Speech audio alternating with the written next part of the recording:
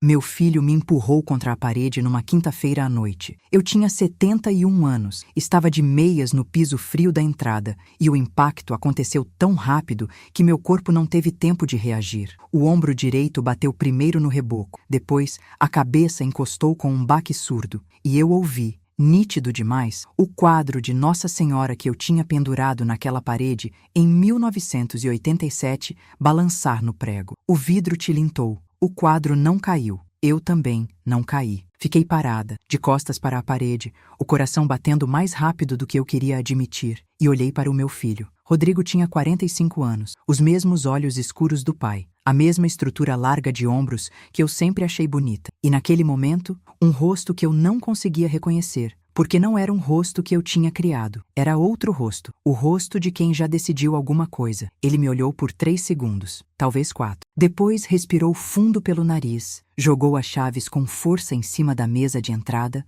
o barulho metálico ecoando pela casa, e foi em direção às escadas, sem olhar para trás. Ouvi os passos pesados subindo, um por um, e depois a porta do quarto fechando com aquele clique que sempre significou fim de assunto. Eu fiquei na entrada, os pés frios no piso, o ombro latejando, o quadro de Nossa Senhora parado de novo. Não chorei, não gritei o nome dele, não fui atrás, não liguei para ninguém, não fiz nada do que provavelmente deveria ter feito. Fui até a cozinha, aqueci um copo de leite no fogão, na chama baixa, sem pressa, mexendo com a colher da minha mãe, a de cabo de madeira gasta que ela me deu quando me casei. Sentei na cadeira que foi dela também, a de palhinha com o encosto que ela mesma mandou reformar quando meu pai morreu. Bebi o leite devagar. Olhei para o relógio de parede acima do armário. Eram 22h43. E eu fiquei olhando para aquele relógio até a meia-noite, contando os segundos, pensando. Na manhã seguinte, acordei antes de todo mundo. Às 5h30 da manhã, eu estava na cozinha, de avental, com o cabelo ainda úmido do banho quente que tomei bem cedo. Fiz o pão de queijo que Rodrigo gostava desde os 8 anos de idade, a receita da minha sogra com polvilho azedo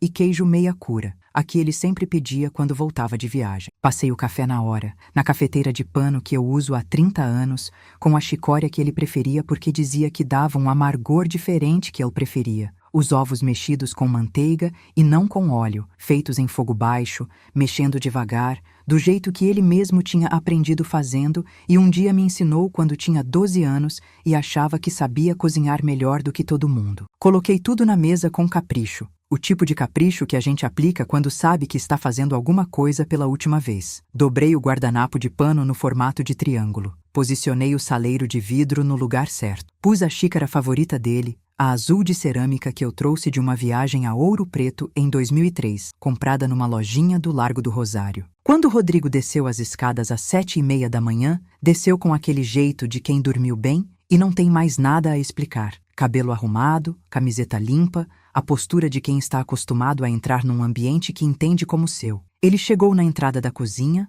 parou, sentiu o cheiro do café e dos pães de queijo e olhou para mim com um tipo de expressão que eu reconheci imediatamente. Era a expressão da confirmação. A expressão de quem testou uma hipótese e viu que estava certo. Sorriu para mim. Um sorriso largo, satisfeito, o tipo de sorriso que eu só tinha visto nele quando ele ganhava alguma coisa ou quando pensava que tinha ganho. Finalmente aprendeu seu lugar, velha, ele diz, com a naturalidade de quem comenta o tempo lá fora, e foi sentar à mesa. Pegou o pão de queijo, cheirou o café, como se fosse o rei do mundo. Eu servi o café sem dizer uma palavra. Deixei ele encher a xícara azul. Deixei ele morder o pão de queijo. Deixei ele sentir todo aquele sabor de vitória que ele achava que tinha ganho. E então, ele ergueu os olhos da xícara e viu quem estava sentado na sala. 3 pessoas. 3 pessoas que ele não esperava encontrar naquela manhã de quinta-feira de outubro. 3 pessoas que eu tinha ligado depois do leite morno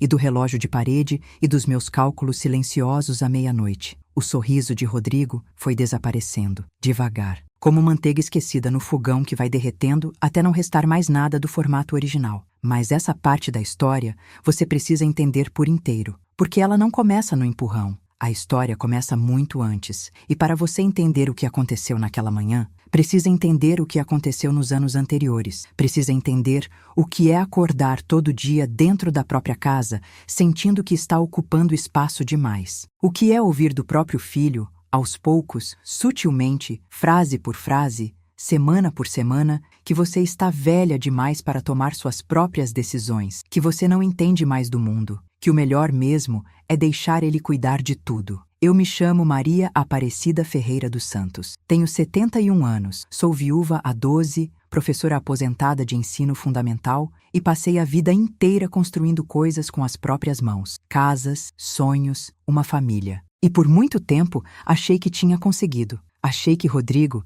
meu filho mais velho, era o resultado de tudo que eu tinha plantado. Estava muito enganada. Se você está me ouvindo agora, provavelmente reconhece alguma coisa nessa história. Talvez seja alguém da sua família. Talvez seja você mesma. E se for, preciso que você saiba, o que eu fiz naquela manhã não exigiu nenhum superpoder. Exigiu apenas uma coisa que a gente às vezes esquece que ainda tem, mesmo depois de anos sendo empurrada para um canto. Mas isso eu te conto no final. Antes de continuar, me faz um favor agora mesmo. Se você tem alguém na sua vida que está passando por algo parecido, que se sente pequena dentro da própria casa, que perdeu o lugar na própria mesa, compartilha esse relato com ela. Não termina aqui para depois lembrar. Compartilha agora, enquanto está ouvindo. Porque às vezes a pessoa que precisa ouvir isso está esperando exatamente por essa história para entender que não está sozinha. Esse canal existe para isso. Para a gente se encontrar aqui, semana após semana, e lembrar que a avó não é fraca. A avó é raiz, e raiz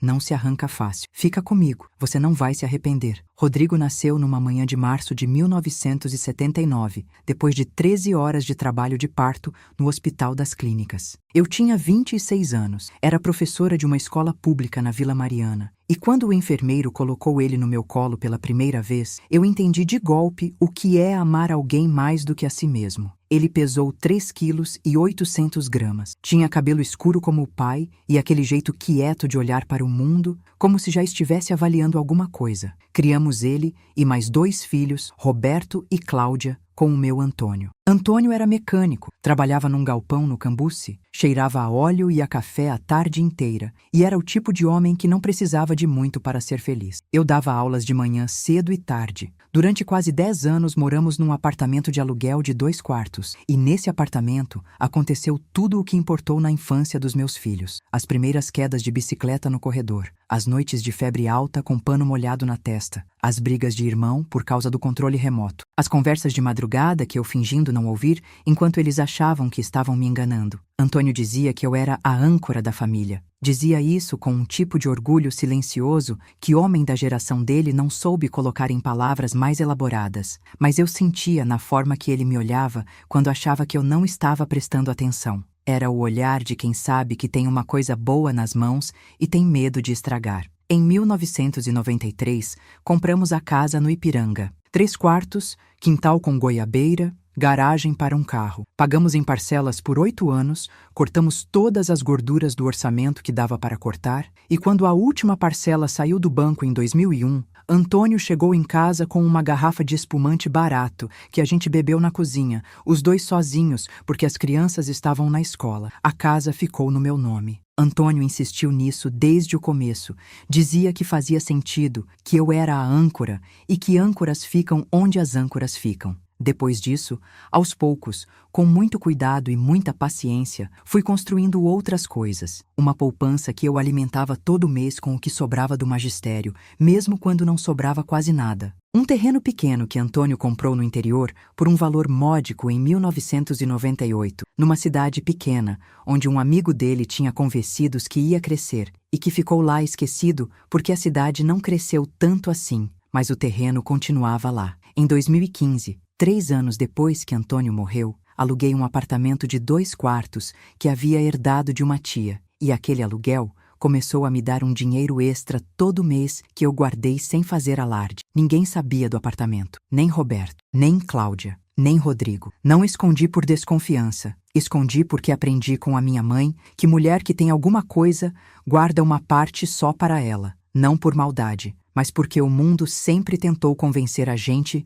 de que o que é nosso pertence a todos, menos a nós. Quando Antônio morreu de infarto numa segunda-feira de manhã, enquanto tomava o café, em julho de 2012, eu tinha 59 anos e a casa, a poupança, o terreno e o apartamento estavam todos no meu nome, todos meus. Nenhum espinho, nenhuma dívida, nenhum pendente. Nos 2 primeiros anos depois que fiquei viúva, vivi sozinha na casa do Ipiranga. Recebia a aposentadoria de professora, uns R$ 3.200 por mês, mais a pensão. Não era abundância, mas era dignidade. Mais do que dignidade, era liberdade. A liberdade de acordar na hora que quisesse, de jantar o que quisesse, de sair quando quisesse e de ficar quando quisesse. Tinha a minha vida. Uma vida menor do que havia sido, com menos barulho e menos movimento, mas toda minha. Foi no 3º ano que Rodrigo apareceu com a proposta. Ele tinha se separado da primeira mulher, uma mulher boa chamada Cristiane, com quem nunca entendi por que não deu certo, e estava morando de aluguel com o filho, meu neto Kaique, que tinha 11 anos na época e era um menino quieto, com os mesmos olhos escuros do pai e do avô. Rodrigo me ligou numa tarde de setembro, voz casual, do jeito de quem está propondo algo óbvio. Mãe, a senhora está sozinha demais nessa casa grande. Eu e o Kaique podemos vir morar com a senhora. Faz bem para todo mundo. Eu disse sim sem hesitar. Era meu filho, era meu neto. Ia ser bom para os dois e ia ser bom para mim. Essa era a lógica, e era uma lógica verdadeira. Pelo menos no começo. Rodrigo entrou em agosto de 2015 com as malas e o Kaique e o cachorro que o menino ganhou da mãe e que logo virou mascote da casa. E por uns 6 meses foi bom. Era movimento, era companhia, era barulho bom de família. O que eu não percebi, porque não queria perceber, é que junto com as malas e o cachorro e o Kaique, entrou também uma outra coisa. Algo silencioso, gradual, que não tem nome único, mas que eu aprendi a chamar de erosão. A erosão começa pequena. Começa com frases que parecem cuidado. Mãe, a senhora não precisa se preocupar com o quintal. Eu rego as plantas, cuido da goiabeira, contrato alguém para o mato quando precisar. Descansa. Resultado. Eu parei de cuidar do quintal. A goiabeira que eu tinha plantado em 1994 começou a ser responsabilidade de Rodrigo, que não regava sempre, que esquecia, que depois pediu para cortar porque atrapalhava o espaço. Mãe, o síndico é um chato, fica ligando a toda hora com essas reuniões. Deixa eu lidar com isso. A senhora já fez tanto por essa casa. Resultado. Eu parei de participar das reuniões de condomínio, perdi o contato com os vizinhos, deixei de saber o que estava sendo decidido sobre o meu próprio bairro, a minha própria rua. Mãe, banco é longe, faz calor, esses motoboys de trânsito são loucos, me dá a senha do cartão, eu resolvo o que aparecer. Resultado, eu dei a senha. Cada uma dessas coisas, separada, parece sensata, parece filho que cuida. Parece amor prático, do tipo que aparece em ação e não em palavra. Mas quando você coloca todas juntas, num fio de tempo de 2 anos, de 3 anos, de 4 anos, começa a ver o que realmente está sendo construído. E o que estava sendo construído não era proteção, era dependência. E não era minha dependência de Rodrigo, era a dependência dele, da ideia de que eu precisava dele, que eu não conseguia sem ele, que as coisas só funcionavam porque ele estava ali para resolver. Em 2017, quando completei 64 anos, eu já não ia sozinha ao banco, já não assinava documentos sem que Rodrigo desse uma olhada primeiro. Já não recebia minhas amigas com a mesma frequência, porque ele dizia que ficava bagunceiro e que eu me cansava demais e que depois ficava 2 dias de dor. Já não decidia sobre manutenção da casa sem perguntar. Já não escolhia o que plantar no quintal, que havia sido reduzido a um espaço cimentado com 2 vasos. Tem uma cena que eu não consigo apagar da memória. Era um domingo de manhã, em 2018, e eu estava na cozinha fazendo brigadeiro com o Kaique, que na época tinha 14 anos e ainda gostava de passar o tempo na cozinha comigo. A gente estava rindo de alguma besteira, com os dedos sujos de chocolate, quando Rodrigo entrou e disse sem tom de brincadeira, olhando para o Kaique: "Você não vai ficar perdendo tempo com a vovó agora. Você tem prova segunda-feira." E o Kaique, que tinha aquele olho de criança que ainda enxerga tudo com clareza, me olhou. Eu vi nele a dúvida. Seguir o instinto que dizia que ficar ali era certo ou seguir a voz do pai. Ele foi lavar as mãos e subiu as escadas. Eu terminei o brigadeiro sozinha. Não disse nada. Esse é um tipo de perda que não tem registro em lugar nenhum. Não é dinheiro, não é propriedade, não é assinatura forjada. É a conversa que não acontece. É o brigadeiro feito pela metade. É o riso cortado no meio. A Dirce, minha amiga de 40 anos, me ligou um dia e disse com aquela franqueza dela que eu amava e que às vezes me assustava: "Aparecida, você está sumindo. Eu olho para você e não vejo você mais." Eu disse que estava bem. Disse que era a idade, que estava com mais cansaço, que Rodrigo ajudava muito. Dirce ficou quieta do outro lado da linha por um momento e depois disse: ele ajuda ou ele manda? Eu disse: você está exagerando, e mudei de assunto. Mas a frase da Dirce ficou: ele ajuda ou ele manda? Eu guardei essa frase numa gaveta da memória que fui enchendo ao longo dos anos seguintes. Cada situação que não me sentia confortável, mas não tinha como nomear. Cada vez que abria a boca para dizer alguma coisa e sentia o jeito de Rodrigo me olhar que me fazia recuar. Cada vez que Kaique chamou a casa de a casa do meu pai na frente de visitas e eu sorri como se fosse natural. Aprendi a sorrir de um jeito que não chegava aos olhos. Em novembro de 2021, Rodrigo apresentou Patrícia. 38 anos, funcionária de uma corretora de imóveis, cabelo liso, unhas sempre feitas, o tipo de mulher que entra num ambiente e imediatamente avalia o que vale o quê. Ela me cumprimentou naquela primeira tarde com um sorriso que não subiu além do queixo e me chamou de a mãe do Rodrigo, como se eu não tivesse nome. Eu tive um pressentimento naquele dia que não soube articular bem. Era uma sensação de que alguma coisa estava mudando de fase, que aquilo que estava acontecendo devagar ia começar a acontecer mais rápido. Não me enganei. Patrícia se mudou para a casa em fevereiro de 2022 sem que ninguém me perguntasse. Uma manhã, eu acordei e os pertences dela estavam no quarto de hóspedes. À tarde, já estavam no quarto de Rodrigo. Em uma semana, as panelas dela estavam na minha cozinha e as minhas panelas, algumas com mais de 30 anos de uso, foram parar num canto do armário que ela disse era mais organizado assim. Meu azeite de oliva foi substituído pelo dela sem comentário. Minha toalha de mesa de linho que comprei numa feira de artesanato em 2008 desapareceu e em lugar dela havia uma de plástico plastificado que ela disse era mais prática para limpar. Eu não disse nada, mas ouvia. Ouvia quando ela falava ao telefone no quarto, achando que a janela fechada era suficiente. Aprendi o horário das ligações dela. Aprendi que ela ligava para a irmã toda quarta-feira depois do jantar e que nessas ligações o que mais aparecia era a velha. A velha é teimosa. A velha foi ao médico de novo e gastou dinheiro. A velha não entende que isso aqui vai mudar. A velha precisa ser encaminhada. Encaminhada. Houve uma tarde em que Patrícia trouxe uma amiga da corretora para visitar a casa. Não me avisou. Simplesmente chegaram com um vinho tinto barato. E eu estava na sala quando elas entraram. A amiga dela, uma mulher de uns 40 anos com um caderno de anotações, caminhou pelos cômodos com aquele jeito específico de quem está avaliando metragem. Anotou. Olhou o quintal pelo vidro da janela. Anotou de novo. Patrícia ficou ao lado dela explicando coisas em voz baixa que eu não conseguia ouvir completamente, mas ouvi o suficiente. Essa parede aqui daria para abrir. Esse quintal tem potencial com reforma. O registro está em nome dela, mas a situação está sendo encaminhada. Fui ao banheiro, fechei a porta. Fiquei em pé em frente ao espelho por uns 2 minutos, olhando para o meu próprio rosto. Eu tinha 70 anos, memória de ferro, pressão controlada. Ainda conseguia dar um nó de marinheiro na corda do varal. E era a velha cuja situação estava sendo encaminhada. Voltei para a sala, sentei no sofá, sorri para Patrícia e para a amiga dela. Ofereci biscoito. Guardei aquela tarde inteira na gaveta da memória. Guardei cada uma dessas frases. Cada uma delas foi para a gaveta da memória junto com as outras. E eu fui fechando a gaveta com cuidado, porque uma hora eu ia precisar abri-la. E quando eu abrisse, precisava estar bem cheia. A noite do empurrão foi uma quinta-feira de outubro de 2023. Tinha feito um frango assado, arroz, salada de rúcula com tomate cereja, o tipo de jantar que eu gostava de fazer quando queria me sentir em casa dentro da minha própria casa. Comi sozinha, como havia me tornado costume. Rodrigo e Patrícia tinham saído mais cedo. Um jantar de negócios que ele mencionou de passagem, e Kaique estava no quarto com os fones de ouvido e o mundo todo na tela do celular. Terminei o jantar, lavei os pratos, limpei o fogão, apaguei a luz da cozinha. Estava atravessando a entrada em direção às escadas quando a porta abriu com força. Rodrigo entrou com o rosto que eu conhecia há 45 anos. O rosto das coisas que não tinham saído como planejado. A diferença dessa vez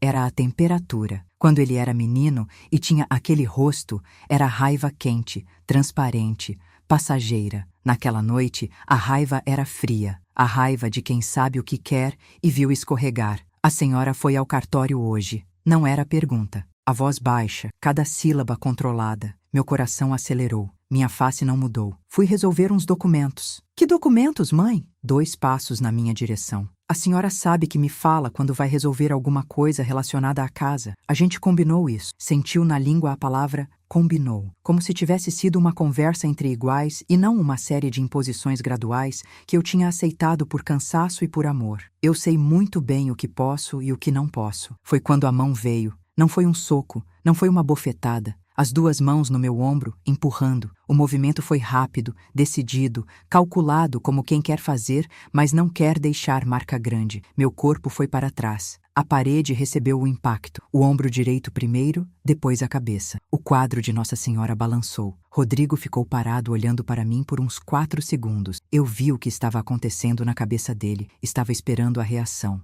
Estava esperando que eu chorasse, que pedisse desculpa, que recuasse de algum jeito, que confirmasse o que ele tinha declarado com aquele empurrão. Eu não fiz nada. Fiquei de costas para a parede e o olhei. A senhora vai aprender. Virou as costas, subiu as escadas. Eu fiquei na entrada por talvez 2 minutos, olhando para o quadro parado, sentindo o ombro latejando, ouvindo o silêncio da casa. Depois fui para a cozinha, aqueci o leite, sentei na cadeira da minha mãe, olhei o relógio e fiz os cálculos que devia ter feito anos atrás. A casa, no meu nome. Valor atual, estimado pelo Edmilson em torno de R$940 mil. A poupança que eu tinha guardado ao longo de 22 anos de magistério e mais alguns de pensão e aluguel, R$242.300. No banco, na minha conta, com minha senha, minha assinatura. O terreno do interior, meu. Uns 70 metros quadrados numa cidade pequena do interior de São Paulo, avaliado em torno de R$50 mil. O apartamento que ninguém sabia, meu. 2 quartos, alugado por R$1.800 por mês. O dinheiro entrando todo dia 20 na minha conta que Rodrigo não tinha acesso. Uma conta que eu abri em outro banco 2 anos atrás quando comecei a sentir que alguma coisa estava errada e que nunca mencionei para ninguém. E então, o cartório. O cartório que me chamou naquela tarde não foi por acaso. O tabelião, um senhor de cabelos brancos chamado Dr. Mendonça, que me conhecia há anos porque havia feito o registro da nossa casa em 2001, me ligou de uma forma peculiar. Não deixou recado, não mandou correspondência. Ligou no meu celular, no número que quase ninguém sabia que eu tinha porque era um chip que eu mantinha só para assuntos pessoais, e disse com muita calma e muita precisão: Dona Aparecida, preciso que a senhora venha pessoalmente aqui confirmar uns dados de um documento que chegou para mim. Venha sozinha se puder. Essa tarde fui. O que vi em cima da mesa do Dr. Mendonça foi uma procuração. Uma procuração que supostamente me dava poderes de representação a Rodrigo Ferreira dos Santos para gerenciar e dispor livremente dos bens imóveis e contas bancárias de Maria Aparecida Ferreira dos Santos. A assinatura era muito boa, quase perfeita, mas o Dr. Mendonça me conhecia desde 2001 e tinha uma memória de profissional que passou décadas olhando assinaturas. Não era a minha. Esse é o 3º cartório que tentam registrar esse documento, Dona Aparecida. Ele disse, com a voz de quem está controlando a emoção. Nos outros 2, passaram. Um deles aceitou. Eu comuniquei ao sistema, mas a senhora precisa tomar providências legais imediatamente. Isso é crime grave. Eu fiquei sentada na cadeira do Dr. Mendonça por talvez 5 minutos sem falar, olhando para a procuração, olhando para a assinatura que se parecia com a minha, mas não era, sentindo a medida exata de tudo que poderia ter acontecido se o Dr. Mendonça não fosse um homem atento. Voltei para casa, fiz o frango assado, jantar sozinha, lavei os pratos, e às 22h43 estava sentada com o leite morno olhando para o relógio, fazendo os cálculos. Às 23h45, disquei o primeiro número. Fernando Augusto Leal tinha 42 anos e um escritório de advocacia no Paraíso. Tinha sido aluno meu no 3º ano B em 1991, um menino quieto com óculos grandes que sempre tirava 10 em redação e que um dia, na festa de formatura da Faculdade de Direito, me encontrou por acaso na rua e disse com aquela seriedade característica: Professora Aparecida, se um dia precisar de mim, liga. Promessa. Eu havia guardado o cartão que ele me deu nesse dia numa caixinha de costura que ficava na última gaveta do armário do meu quarto. Nunca tinha usado. Era a hora. Ele atendeu no 2º toque. Havia sono na voz, mas também surpresa, porque provavelmente não esperava que o número guardado com o nome Professora Aparecida fosse aparecer na tela depois de tantos anos. Dona Aparecida? Fernando, preciso de você amanhã de manhã. Na minha casa, cedo. Pausa de 2 segundos, o tipo de pausa de quem está acordando completamente e avaliando ao mesmo tempo. 6h30? 6h30 você está aqui. O segundo número foi o de Edmilson. Edmilson Caetano Rocha, contador, 53 anos, que cuidava da minha poupança e dos meus aluguéis havia 7 anos com uma pontualidade que eu admirava. Homem quieto, de gestos precisos, que aparecia na minha casa uma vez por mês com planilha impressa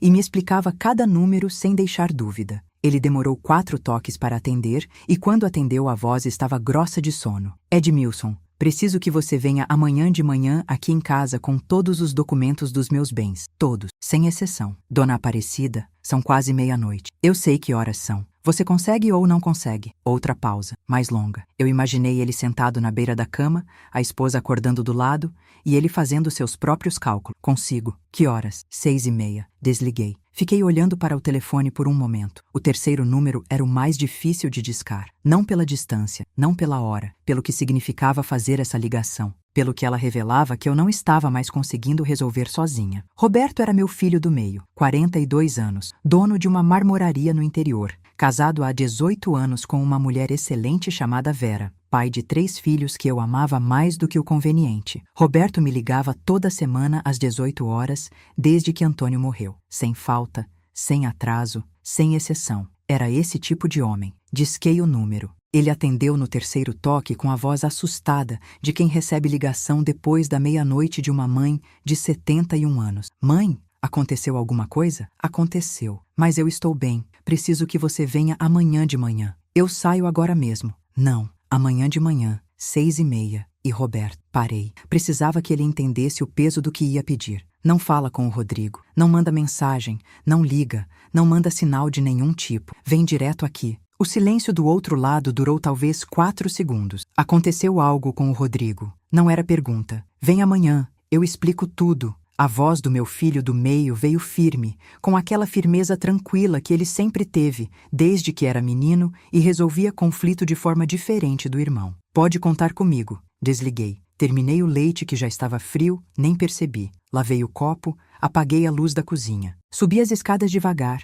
passando pela entrada, parando 1 segundo em frente ao quadro de Nossa Senhora. O quadro estava quieto, exatamente no lugar. Fui dormir. Às 5h30 da manhã, eu estava na cozinha. Fernando chegou às 6h28. Passou pela porta que eu abri sem barulho, com um terno cinza de profissional que vai ao trabalho, mas os olhos ainda com o sono de quem foi acordado do sono profundo. Trouxe o bloco de notas e a pasta de couro que usava desde a faculdade. Abracei ele como se abraça um filho que não se vê há muito tempo, e ele me abraçou de volta com aquela seriedade que ele sempre teve desde os 9 anos. Edmilson chegou às 6h32, terno marrom, pasta de documentos, a expressão de quem já deduziu boa parte do que vai acontecer. Ele sempre foi assim. Via padrões antes das outras pessoas verem. Roberto chegou às 6h39, de carro, que fez a viagem do interior desde antes do amanhecer, com os olhos vermelhos de quem dirigiu sem dormir. Me abraçou com a força que só ele abraça, aquele abraço de filho do meio que sempre amou diferente do mais velho, mais quieto, mas mais fundo. Os 3 se sentaram na sala. Eu servi o café, o pão de queijo, os ovos, porque se você vai mudar tudo, pode muito bem fazer isso com comida decente. Contei o essencial em 12 minutos. O Dr. Mendonça, a procuração falsa. Os 3 cartórios, o empurrão. Fernando ouvia fazendo anotações com aquela caligrafia miúda que eu nunca conseguia ensinar ele a mudar. Edmilson ficou absolutamente quieto, o tipo de quietude de quem está processando algo sério. Roberto ficou olhando para mim com uma expressão que foi mudando de preocupação para raiva e depois para alguma coisa mais fria, mais resolvida. Quando terminei, Fernando fechou o bloco. O empurrão configura lesão corporal com agravante de idade. Com a procuração falsa, temos falsificação de documento público, tentativa de estelionato e subtração de patrimônio de pessoa idosa, que tem pena aumentada pelo Estatuto do Idoso. Eu sei. A senhora quer ir à delegacia hoje? Fiz uma pausa. Deixa eu ver primeiro o que o Edmilson tem. Foi então que Edmilson abriu a pasta, e o que estava naquela pasta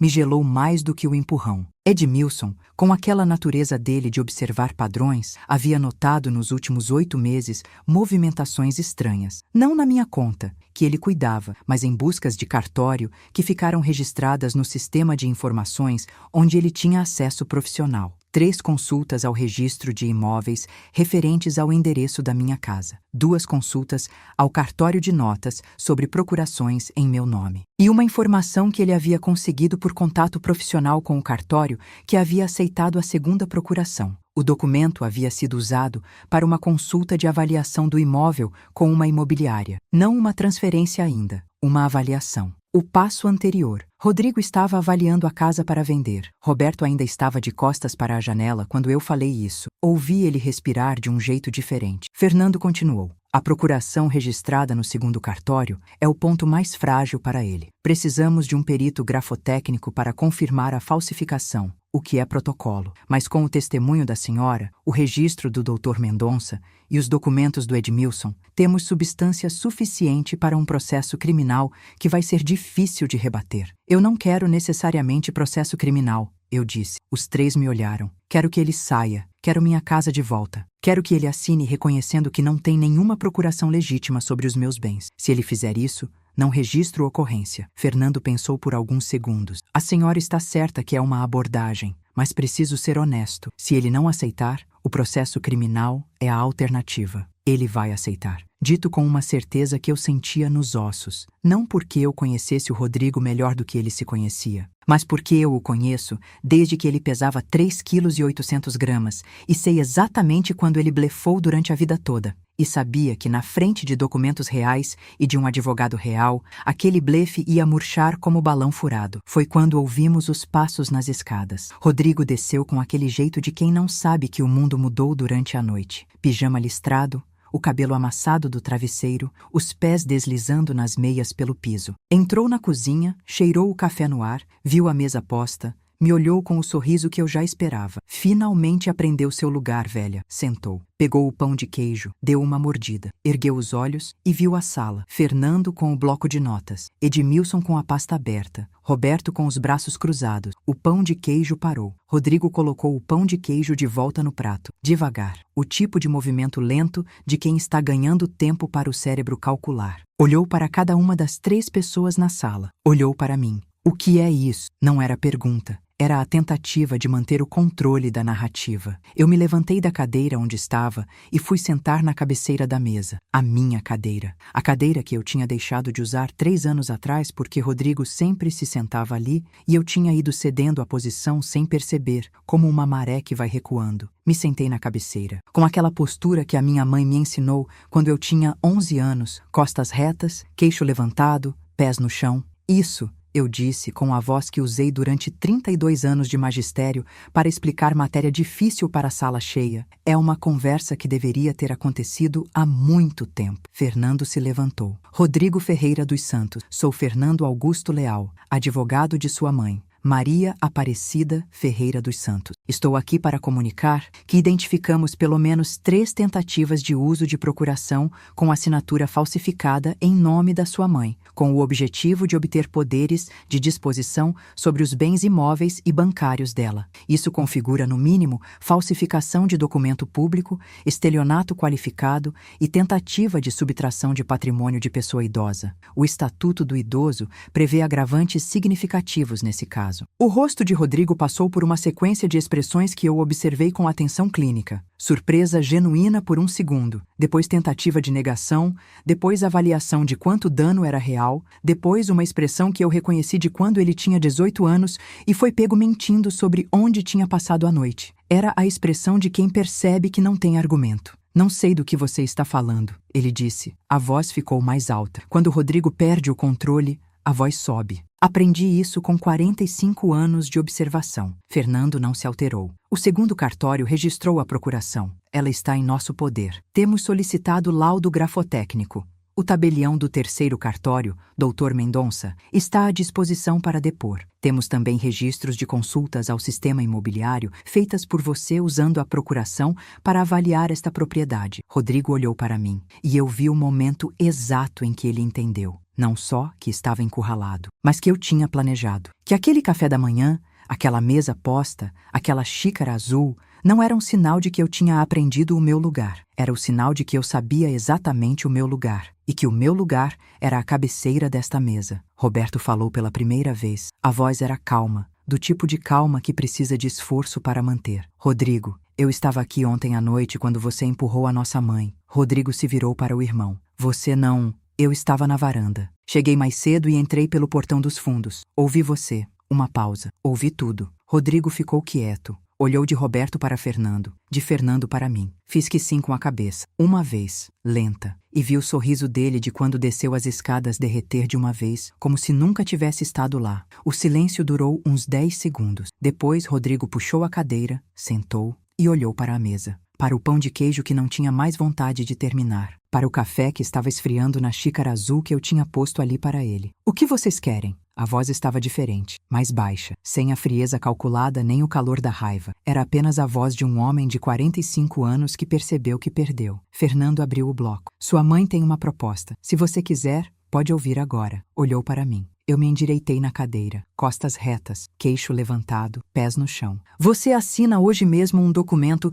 declarando que não possui nenhuma procuração legítima em meu nome e que renuncia a qualquer alegação de poderes sobre meus bens. Você tem 30 dias para sair desta casa com tudo que é seu. Você não me procura, não me contata sem o Fernando como intermediário por pelo menos 1 ano. Fiz uma pausa. Em contrapartida, eu não registro ocorrência policial. Não levo o caso ao Ministério Público. Não comunico ao Conselho do Idoso. Isso fica entre nós. Rodrigo ficou olhando para a mesa. E o Kaique? A voz tinha um tipo de angústia que era provavelmente a coisa mais genuína que eu tinha ouvido dele nos últimos 3 anos. O Kaique é meu neto. Isso não muda. O que o Kaique decidir fazer é escolha dele, não condição do acordo. Houve um momento breve em que eu vi Rodrigo considerar resistir. Vi o reflexo antigo do cálculo passando pelo rosto dele. E se eu negar? E se eu contestar a procuração? E se eu alegar que a assinatura é legítima? Vi todo esse processo nos 3 segundos em que os olhos dele ficaram parados num ponto fixo da toalha de mesa. E vi o momento em que ele entendeu que não tinha como, que o Edmilson tinha documentado demais, que o Dr. Mendonça tinha testemunhado demais, que Roberto estava ali demais, que eu tinha planejado bem demais para que qualquer tentativa de contestar resultasse em algo além do desastre. Rodrigo ficou quieto mais um tempo. Edmilson, que não tinha dito uma palavra, abriu a pasta e deslizou pela mesa um documento que Fernando havia preparado naquela manhã antes de sair do escritório. Rodrigo olhou para o papel. Fernando se sentou ao lado dele e explicou cada cláusula com a paciência de advogado experiente. Rodrigo leu, releu. Ficou olhando para a assinatura no final do documento onde estava o lugar do nome dele. Então olhou para mim uma última vez e eu vi, naquele olhar, uma coisa que não esperava ver. Não era arrependimento. Não sei se Rodrigo sabe fazer arrependimento ainda, mas havia alguma coisa mais sutil, mais difícil de nomear. Era o reconhecimento. O reconhecimento de que eu não era quem ele achava que eu era. Que debaixo dos anos de café passado na hora e silêncio estratégico, havia uma mulher que tinha documentado, planejado, calculado e executado com mais precisão do que ele havia imaginado possível. Ele pegou a caneta e assinou. Os 23 dias seguintes foram os mais quietos que eu vivi em muitos anos. Rodrigo passou pela casa como uma sombra, empacotando, carregando, organizando. Patrícia apareceu no 3º dia com um caminhão pequeno e levou as panelas dela, a toalha de mesa de plástico, as coisas que ela tinha trazido 2 anos antes. Não disse adeus, não me olhou, não me custou nada. Roberto ficou na cidade por 3 dias depois da assinatura. Dormiu no quarto de hóspedes. Jantamos juntos as 3 noites, conversas longas depois que as tigelas ficavam vazias. O tipo de conversa que a gente não tem quando tem pressa ou quando está fingindo que tudo está bem. Ele me contou coisas que eu não sabia. Eu contei coisas que ele não sabia. Às vezes, a honestidade precisa de uma crise para acontecer. Na 2ª noite, ele me perguntou: "Mãe, você estava com medo?" Fiz que não com a cabeça. Eu estava com raiva. Medo eu já passei. Medo passou faz tempo. Ele ficou quieto. Depois disse: "Eu deveria ter percebido antes." Você percebeu quando precisava perceber. Não antes, não depois. Mas, Roberto, olhei para ele da cabeceira da mesa. Você estava ali quando eu precisei. É isso que vai ficar. Kaique desceu as escadas no 4º dia depois da assinatura. 2 dias depois do pai ter começado a se mudar. Era uma sexta-feira à noite. Eu estava sentada na sala lendo quando ele apareceu na porta com aquela expressão de quem tem uma coisa grande engasgada. "Vó, posso ficar um tempo? Só até arrumar um lugar para morar. Entrei na faculdade, tô trabalhando meio período, mas pode ficar", disse antes de ele terminar. Ele ficou parado. Não precisa pensar? Você é meu neto. Não preciso pensar. Ele abriu a boca para dizer alguma outra coisa. Eu levantei a mão. Mas preciso que você entenda uma coisa, Kaique. Esta é a minha casa. Minha, não do seu pai, não sua, não de mais ninguém. As regras aqui são as minhas regras. E a primeira regra é respeito. Você me respeita. Eu te respeito. Você me chama de vó, de dona Aparecida, de qualquer nome que você queira, mas não me chama de velha. Nunca mais. Kaique ficou muito quieto por um momento. Os olhos encheram. Não eram lágrimas fáceis, eram as difíceis, as que demoram para vir. Vó, eu preciso te pedir desculpa. Eu sei. Eu não sabia de tudo. Kaique, esperei ele me olhar. Uma parte de você sabia. Não tudo, mas você viu algumas coisas e escolheu não ver. Tudo bem. Você tem 21 anos, e 21 anos tem esse privilégio. O privilégio de poder aprender antes que seja tarde demais. Use esse privilégio. Ele chorou. Aquele choro de quem guardou coisa demais. Eu deixei. Não fui passar a mão. Não disse que estava tudo bem. Fiquei sentada e deixei ele chorar no corredor até parar. Quando parou, eu disse, vai dormir. Amanhã você me ajuda a desenterrar a goiabeira. Ele abriu a boca. A goiabeira foi cortada, avó. Eu sei. Vamos plantar outra. Ele fez que sim com a cabeça e foi dormir. Na semana seguinte, Roberto veio com a família de fim de semana. A Vera, os 3 filhos, o barulho todo. A casa ficou pequena de gente boa. A Cláudia ligou do Rio e ficou 2 horas no telefone gargalhando e chorando na mesma respiração, que é o jeito dela de processar tudo de uma vez. O doutor Fernando me mandou a confirmação do arquivamento do acordo 3 semanas depois. Rodrigo tinha assinado tudo o que precisava ser assinado. Tudo estava documentado, tudo estava seguro. Uma tarde, enquanto eu e Kaique cavávamos um buraco para plantar a muda da goiabeira nova que ele tinha comprado numa feira, ele me perguntou, sem me olhar, com as mãos na terra, o que meu pai ia fazer com a casa, vó? Eu não menti. Ia vender. E você? Ia ficar sem nada. Ele ficou cavando em silêncio por um tempo. Depois disse, ele não é mau, vó. Ele só... Acho que ele foi ficando convencido que sabia mais do que você. Fiz que sim com a cabeça. Muita gente fica convencida de coisas assim. O problema não é ser convencido. O problema é não perceber quando você foi convencido de uma mentira. Kaique parou de cavar. Me olhou. Você sabia de tudo desde quando? Pensei. Fui vendo aos poucos. Ficou claro de vez quando o Dr. Mendonça me ligou. Mas eu já sentia alguma coisa errada há uns 2 anos. Por que não fez nada antes? Era a pergunta mais honesta que ele poderia ter feito. A resposta também precisava ser honesta. Porque eu amava o filho que eu criei, mais do que eu queria ver o filho que ele estava se tornando. Às vezes o amor faz a gente miope. Peguei a muda da goiabeira pelo tronco. Mas chega uma hora que você não consegue mais não ver. E aí você escolhe. Fecha os olhos de vez ou abre de uma vez. Plantamos a goiabeira no mesmo canteiro da antiga. O buraco estava certo, a terra estava boa. Kaique regou com a mangueira e depois ficou olhando para a muda pequena por um tempo. Vai demorar para crescer, ele disse. As melhores coisas demoram, eu disse. Hoje, a casa no Ipiranga é minha do jeito que sempre foi, mas com uma clareza que não tinha antes. Sento na cabeceira da mesa todo dia, sem negociação. Recebo a Dirce, a Nadir e a Lourdes toda quarta-feira para o chá das 3 que eu tinha deixado de fazer, e a gente fala de tudo sem hora para terminar. A Dirce apareceu na primeira quarta-feira depois que a casa ficou só minha e ficou me olhando por um tempo com aquela expressão que ela tem quando está certa sobre alguma coisa, mas não vai falar. Eu disse. Não falou. Tomou o chá,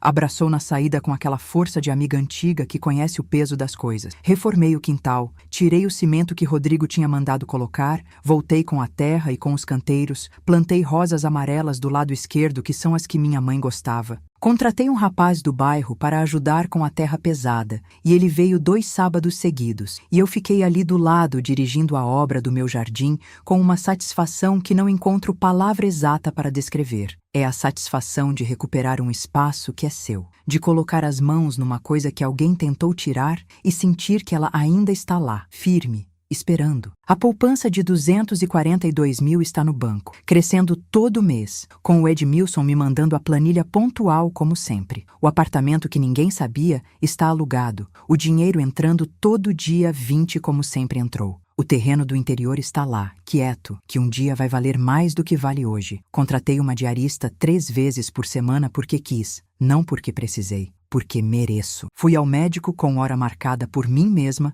paguei consulta particular, ouvi que minha pressão estava ótima para a minha idade e que meu coração estava forte. Meu coração está forte. Kaique está aqui ainda. Vai e vem, como jovem que é, mas quando chega janta na mesa comigo e me conta da faculdade e do trabalho com aquele entusiasmo despretensioso que ele sempre teve quando pequeno e que o pai foi apagando aos poucos, sem perceber o que estava apagando. Aprendeu a fazer pão de queijo, que eu ensinei do zero em 3 sábados consecutivos de farinha no chão, e risada. E um dia chegou em casa com os ingredientes e fez sem me avisar, a cozinha cheirando do jeito que deve cheirar, e eu me sentei na minha cadeira e comi o pão de queijo dele sem dizer nada, porque às vezes não precisa de palavra. Às vezes uma xícara de chá e o barulho de alguém querido na cozinha dizem mais do que qualquer discurso. Do Rodrigo não tenho notícia direta. Roberto me conta às vezes que ele está bem, que está trabalhando, que a vida seguiu. Rezo por ele todo dia,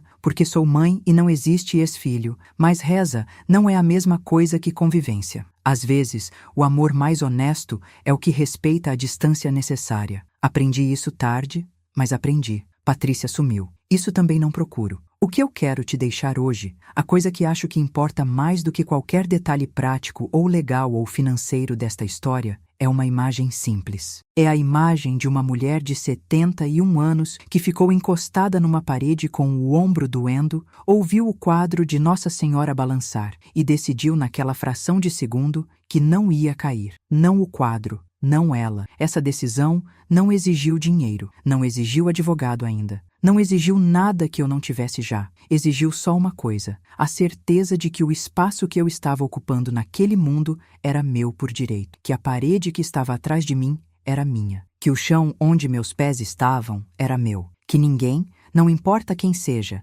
não importa o nome que carregue, não importa o laço de sangue, pode te empurrar para fora do que você construiu. Muitas de vocês me vão perguntar, mas como eu faço para chegar nessa certeza? E eu respondo, não é uma chegada. É uma escolha que você faz uma vez, só uma. E depois disso, cada decisão fica um pouco mais fácil do que a anterior. A escolha não é, vou lutar. A escolha é simplesmente, não vou caber em espaço menor do que o meu. Essa frase, se você precisar guardar uma coisa só dessa história, guarda essa. Não vou caber em espaço menor do que o meu. Escreve no papel, coloca no espelho do banheiro, manda para a amiga que você sabe que precisa ler, porque às vezes as palavras certas chegam antes da coragem, e quando a coragem precisar aparecer, ela sabe onde te encontrar. Se você está ouvindo isso agora, se você reconheceu alguma coisa desta história na sua própria vida, se você tem uma amiga, uma prima, uma mãe, uma avó que está passando por algo parecido, quero que você faça uma coisa antes de fechar esse aplicativo.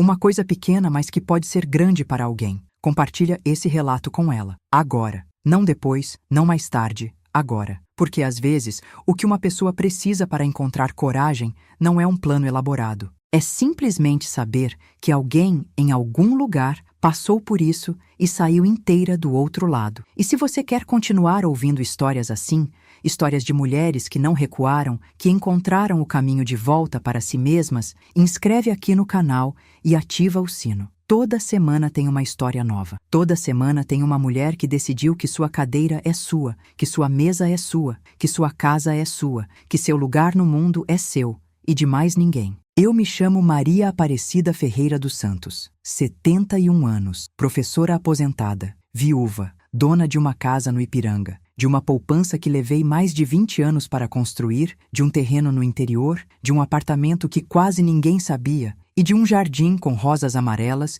e uma goiabeira nova, que ainda está pequena, mas que vai crescer. E o café da manhã aqui continua o melhor da rua. Até a próxima história.